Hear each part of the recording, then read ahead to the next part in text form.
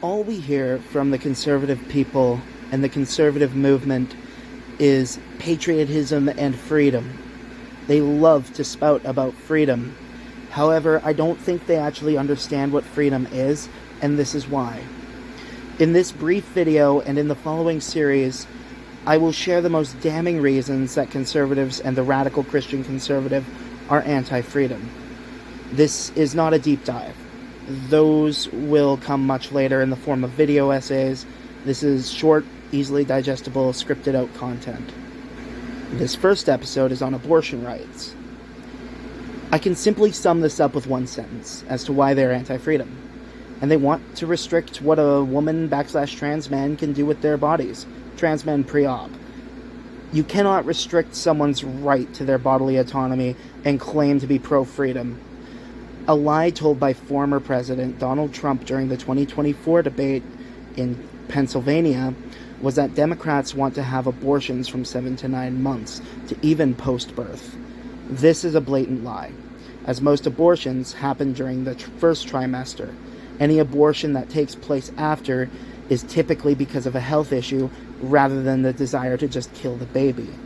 Conservatives will take this to the extreme as an attempt to fear-mongering, but don't be fooled, that's all it is fear-mongering.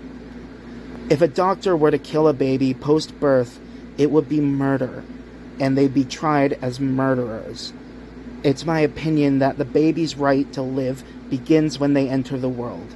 You have no right to another person's body, and I need to follow this up by saying that I don't agree with abortion. I don't like abortion. I am very much against it, and I feel like there is a proper way to go about doing it, especially if you're in a relationship.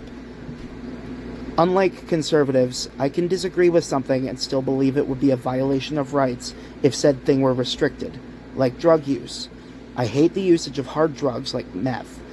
I'm not going to support further control and policing on it because it's their right to put it in their bodies.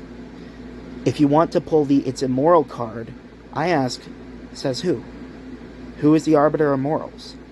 Surely not the conservative, and most definitely not the radical Christian conservative. We have already established that they are anti-freedom in the first sentence of this synopsis. Yet they consider themselves arbiters of freedom. These are not the kind of people who should be making rules for everyone. If you disagree with my stance, that's fine, that's your right, and by all means feel free to let me know in the comments. Most I'll ask is to be respectful. I don't think there's enough of that going on in the political field nowadays.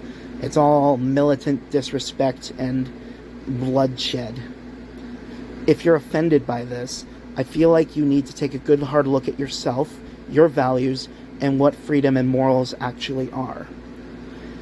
This ends my first video on why conservatives are anti-freedom. I will be making more of these videos in the coming weeks. I like doing these. I'm able to just sit down, pump out a quick script, and record it, put a JPEG on screen, and upload it. Easy peasy titty squeezy, right? So, I like these. I will be doing a lot more of these in this mini-series. And I will be using videos in this series as filler between what will be my video essays.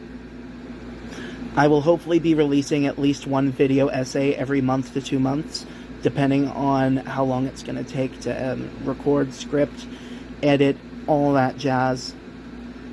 But you can be expecting much more videos on topics in the political field and social issues from this channel. I'm Captain Anarchy, and I'm out. Peace.